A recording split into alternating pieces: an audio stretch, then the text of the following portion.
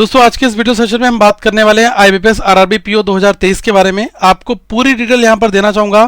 Paper कब होता है, आपका एग्जामिनेशंस की डेट है वो पहले ही आईबीपीएस कैलेंडर के फॉर्मेट में आउट हो चुकी हैं।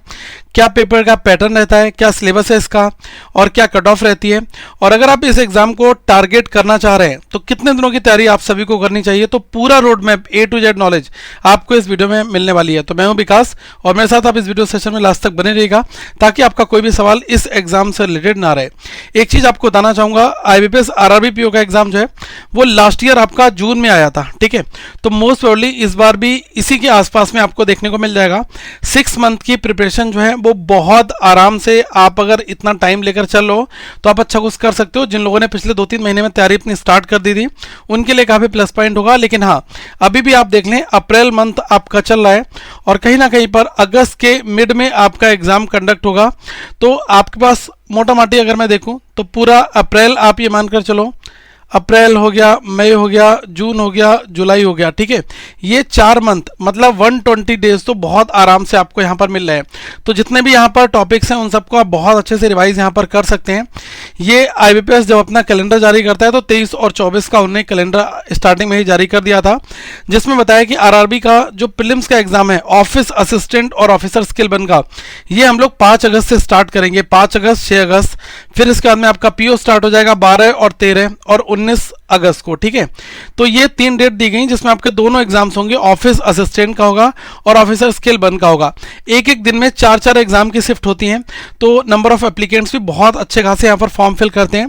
देखो गाइस, अगर आप इस एग्जाम को टारगेट करो तो 120 डेज जो मैंने अभी आपको बताया कि इस पूरे अप्रैल मंथ से लेकर आप जो है एंड ऑफ जुलाई तक आपके पास अच्छा खासा टाइम हो जाएगा। तब तक आप इस एग्जाम के लिए बढ़िया तरीके से तैयार कर लेंगे, ठीक है। तो अगर ये जो 4 मंथ में मिल रहे हैं आपको, तो ये आपके लिए एक पॉजिटिव पॉइंट्स की तरह है। आप इसको अभी से ही, आज की डेट से ही अपना पूरा सिलेबस बनाएं और एग्जाम की तैयारी स्टार्ट कर दें। अपकमिंग डेज में अगर आप लोग एक पूरा प्लान चाहते हैं, कमेंट करके जरूर बताइएगा कि आरआरबी पीओ के लिए एकदम टॉपिक बाई टॉपिक मैं पूरा प्लान लेकर आऊंगा, कैसे हमें तैयारी करनी, कितने टॉपिक पढ़ने हैं। तो आप लोगों को अगर उसकी रिक्वायरमेंट होगी तो प्लीज़ कमेंट सेक्शन में डालिएगा। मैं जरूर से जरूर उस वीडियो पर बनाऊंगा, उस टॉपिक पर वीडियो बनाऊंगा, क्योंकि लोगों की अगर क्यूरीज आएंगी तो उनको हम जरूर यहाँ पर सॉल्व करेंगे, ठीक है। गाइस, दूसरी चीज़ आपको बता दूँ, करंट अफेयर्स पढ़ने का मोबाइल एप्लीकेशन भी आप डाउनलोड कर लेना, क्योंकि यहाँ पर आरआरबी पीओ एग्जाम के लिए जो करंट अफेयर्स हैं ये बहुत डिटेल में आपको मिलेगा। कंप्लीट रीजनिंग जिसमें प्री प्लस मेंस है ये आपको मिल जाएगा, प्लस डेटा इंटरप्रिटेशन है ये भी आपको यहाँ पर मिल जाएगा। तो तीनों सेक्शन आप अच्छी भली बात यहाँ पर तैयार कर सकते हैं। ऐप का लिंक डिस्क्रिप्शन में आपके लिए दिया गया है। अब देखो यहाँ पर जो एज है, वैसे जनरली एज आप ऐसे देखें कि 18 से 30 साल है, ठीक है। मिनिमम 18 साल का बंदा फॉर्म भर सकता है और मैक्सिमम 30 साल का। लास्ट ईयर जो नोटिफिकेशन है वो आपका 6 जून को आया था। तो आप ये मानकर चलें कि अगर 6 जून को नोटिफिकेशन आ गया तो जो इनकी एज की कट ऑफ डेट होती है वो होती है 1/6/2022 को, ठीक है। लास्ट ईयर जैसा मैंने आपको बताया कि 6 तारीख को जब नोटिफिकेशन आया 6/6/2022 को, तो इन्होंने ये मेंशन कर दिया कि एज जो है वो 1/6/2022 को आपकी होनी चाहिए। यहां पर मेंशन कर दिया 18 से लेकर 30 साल के बीच में, ठीक है। तो ये पैरामीटर रहता है। तो जनरली एज 18 से 30 यहां पर रहती है। अब ये देखते हैं कि इस बार कितना आता है, किस जून में आ जाता है या जुलाई में आता है। देखो यार, नोटिफिकेशन इन्हीं दिनों में आपके आएंगे, ठीक है। मुझे ऐसा लग रहा है कि जून में हर हालत में नोटिफिकेशन आपका आ ही जाएगा। अब ये फिक्स नहीं है कि 6 तारीख को ही आएगा, ठीक है। एनी डे कभी भी आ सकता है, 15 जून तक, 10 जून तक, ठीक है, 6 जून तक कभी भी आपको देखने को मिल जाएगा। लेकिन हाँ, जून में आ जाएगा नोटिफिकेशन आपका, ठीक है, क्योंकि अगस्त में इसका एग्जाम शेड्यूल है। 1 महीने तक आपके फॉर्म वगैरह भरे जाते हैं, फिर आपके एडमिट कार्ड वगैरह आते हैं, काफी कुछ और भी प्रोसेस होता है। अब जो इसके लिए एलिजिबिलिटी क्राइटेरिया है कि मतलब क्या होना चाहिए, केवल ग्रेजुएशन अगर आपके पास है तो आपका काम चल जाएगा। Bachelors degree in any discipline from a recognised university, अगर आपके पास में कोई बैचलर डिग्री है किसी भी यूनिवर्सिटी से तो आप इस फॉर्म को भर सकते हैं। ये और मेंशन इन्होंने यहाँ पर कर रखा है कि preferences will be given to the candidate having degree in agricultural, horticulture, forestry, animal husbandry. देखो कहीं ना कहीं पर ये रूरल का एग्जाम है, ठीक है। रूरल रीजनल, जो रीजनल रूरल बैंक आपकी होती है आरआरबीज, तो ये उनका एग्जाम है, ठीक है। तो ये भी यही चाहते हैं कि इसमें जो है इस तरीके से जो डिग्रीज है ना वो अगर एग्रीकल्चर की हो, हॉर्टिकल्चर, फॉरेस्ट्री, एनिमल हस्बेंड्री हो, क्योंकि ऐसे बिजनेसेस इनके लिए लोन भी दिए जाते हैं, इन बिजनेस को अंडरस्टैंडिंग भी किया जाता है। तो ये आपको थोड़ा सा अगर ब्रीफ इसका आइडिया है और आपको अगर ये चीज़ें आपने पढ़ रखी हैं तो एक आपको एक्स्ट्रा पॉइंट मिल जाता है। लेकिन ये बिल्कुल मतलब नहीं हुआ कि कोई बीटेक वाला बंदा है वो यहाँ पर जॉब नहीं ले सकता। 100% आप यहाँ पर जॉब ले सकते हैं, इसमें कोई भी दिक्कत नहीं। बहुत सारे बीटेक करे हुए लोग जो आज भी मेरे फ्रेंड हैं और आरआरबी पीओ में जॉब कर भी रहे हैं, ठीक है। बस ये ऑप्शनल है, इसकी कोई ज़रूरत नहीं, केवल डिग्री होनी चाहिए तो आप यहाँ पर फॉर्म भर दोगे, ठीक है। अब जो आपका फेज़ 1 का एग्जाम है जिसको हम लोग बोलते हैं प्रीलिम्स एग्जाम, तो जो प्रीलिम्स वाला एग्जाम होता है इसमें गाइस केवल 2 सेक्शन आते हैं, रीजनिंग और क्वांट। कट ऑफ बहुत हाई फाई जाती है, वो भी मैं यहाँ पर डिस्कस करूंगा। रीजनिंग में जैसे आप देख लो, नंबर ऑफ क्वेश्चन 40-40 होंगे, मार्क्स 40-40 के रहते हैं, 45 मिनट का टाइम मिलता है। क्वांट रीजनिंग में लोग पूरे क्वेश्चन भी बनाकर आते हैं, अच्छी खासे क्वेश्चन यहाँ पर अटेम्प्ट करते हैं। देखो कई बार क्या होता है कि अगर पेपर थोड़ा सा आसान आ गया तो वहीं पर बंदा जो है 75, 76, ठीक है, सब यही बोलेंगे 77 करके आया हो, लेकिन अगर पेपर थोड़ा सा मॉडरेट होगा तो 62, 65 हो जाते हैं। तो ये चीज़ें हमें पेपर में देखने को मिलती हैं। बट जैसा कि क्वांट और रीजनिंग कंसेप्चुअल है तो बहुत सारे लोग इस पेपर को एक हाई स्कोरिंग फॉर्मेट में अटेम्प्ट कर भी लेते हैं, ठीक है। लेकिन अगर पेपर टफ आ गया तो वहीं पर 60, 58, 58, 57, 55 ऐसे अटेम्प्ट्स भी यहाँ पर आपको देखने को मिलते हैं, ठीक है। ये आपका जो एग्जाम है ये आपका मेंस वाला है जो फेज़ 2 का एग्जाम होगा, ठीक है। जो लोग फेज़ 1 को क्वालिफाई करेंगे तो फेज़ 2 में उनको एंट्री मिलती है।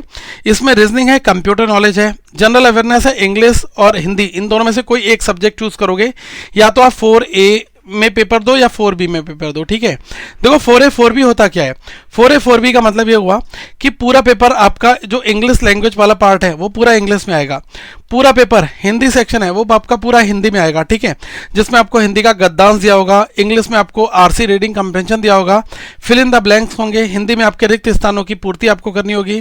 यहाँ पर आपका जो है क्लॉज टेस्ट, मुहावरे, ये सारी चीज़ें रहती हैं, ठीक है, एडम्स वगैरह रहते हैं, तो यहाँ पर भी सेम हिंदी वाले फॉर्मेट में भी रहता है।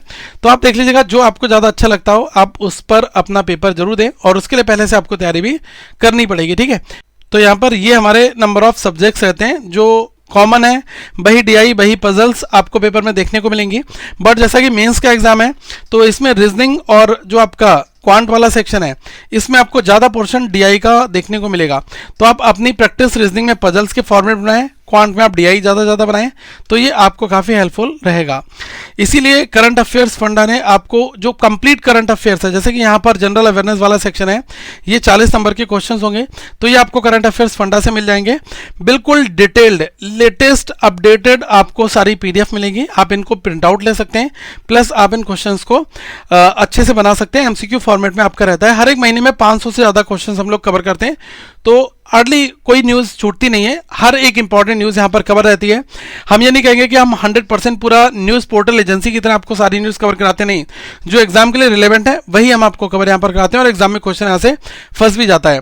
कंप्लीट रीजनिंग आपको यहाँ पर मिल जाएगी 299 में, ठीक है। डीआई आपको मिल जाएगा, प्लस आप मॉक वगैरह बना सकते हैं, तो सारी चीज़ें आपको एक ही ऐप पर मिल जाएंगी। तो आप डिस्क्रिप्शन में लिंक दिया गया है, आप करंट अफेयर्स फंडा को इंस्टॉल जरूर कर लेना, और अपनी लर्निंग को आप आज से ही स्टार्ट वहाँ पर कर दें, प्रैक्टिस करें और अच्छे से अपने एग्जाम के लिए आप तैयार रहें, ठीक है। और गाइस अगर कट ऑफ की बात करें तो आईबीपीएस आरआरबी पीओ की जो प्रीलिम्स की कट ऑफ थी लास्ट ईयर की, वो कुछ इस फॉर्मेट में थी।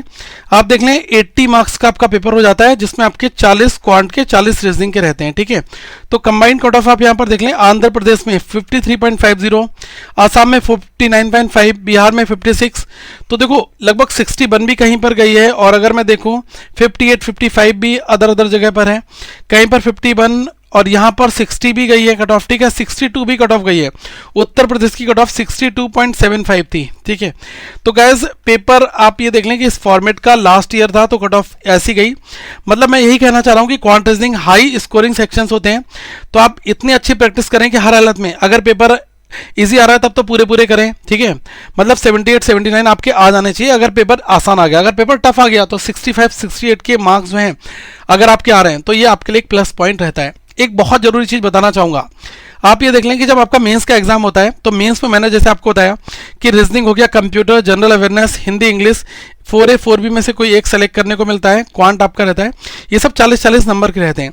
लेकिन गाइस आपने देखा कि जो जनरल अवेयरनेस है ये कितना ज़्यादा लोगों को परेशान करता है। जीए की कट ऑफ आप देखें, ईडब्ल्यूएस और जनरल की 2.50 थी, और SC ST OBC PWD इनकी कट ऑफ केवल 1 थी। अब इसके पीछे का रीजन क्या होता है? रीजन ये रहता है कि लोग जो है ना डिटेल बिल्कुल भी नहीं पढ़ते थे। मतलब जीए अगर आप पढ़ रहे हो तो अगर आप ऊपर ऊपर से पढ़ रहे हो, केवल आप MCQ पढ़कर जा रहे हो तो आपका काम नहीं चल पाएगा। आपको MCQ पढ़ना है प्लस उसके अंदर जो डिटेल पॉइंट लिखे आप उनको भी करना है। अगर आप उनको कर जाओगे तो ऑलमोस्ट सारी न्यूज आपकी कवर हो जाएंगी। करंट अफेयर्स फंडा के ऐप में आपको 500 MCQ से ज्यादा हर एक मंथ मिलते हैं। अगर आप वीकली करंट अफेयर्स को पढ़ोगे ढंग से, ठीक है, तो आप पेपर में बढ़िया स्कोर कर आओगे, इसमें कोई दोहराए की बात नहीं है।